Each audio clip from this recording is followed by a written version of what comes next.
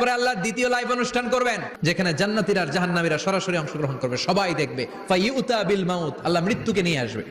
বিকাবশিন আমলাহ, একটা সুন্দর সাদা ধবধবে ছাগলের আকৃতিতে, ওই ছাগলের গায়ে লেখা মিম ওয়া তা, কি লেখা? ফায়ুযবাহ। এরপরে এই মৃত্যু নামক ছাগলটারে জবাই করা হবে। মৃত্যুটাকে ছাগলের আকৃতিতে এনে ছাগলের গায়ে লেখা থাকবে মিম ওয়া তা ফায়ুযবাহ। সরাসরি লাইভ প্রোগ্রাম করে জান্নাত জাহান্নামীরা দেখবে যে মৃত্যুকে জবাই করা হচ্ছে। ইউনাদি মুনাদিন, এক ফেরেশতা বলবে, ইয়া আহলাল জান্নাহ, জান্নাতীরা মুজমাস্তি করো আজীবন, ফালা মাউত, আর কোনো মৃত্যু নাই।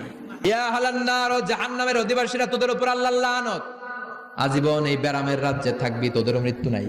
নাউজুবিল্লাহ পড়বেন না? আপনি কল্পনা করতে পারেন এই শাস্তি আপনি কয় বছর সহ্য করতে পারবেন? এই জাহান্নামের নারকীয় তাণ্ডব আমি কয় কোটি বছর সহ্য করব? খালিদিনা ফিহা আবাদা, আর বের হওয়ার সুযোগ নাই। এজন্য এই জাহান্নামের ভয় মুমিনের অন্তরে থাকার দরকার আছে না নাই? ওই জাহান্নাম থেকে মুক্তি নিশ্চিত করতে পারে যে কিতাবটার নাম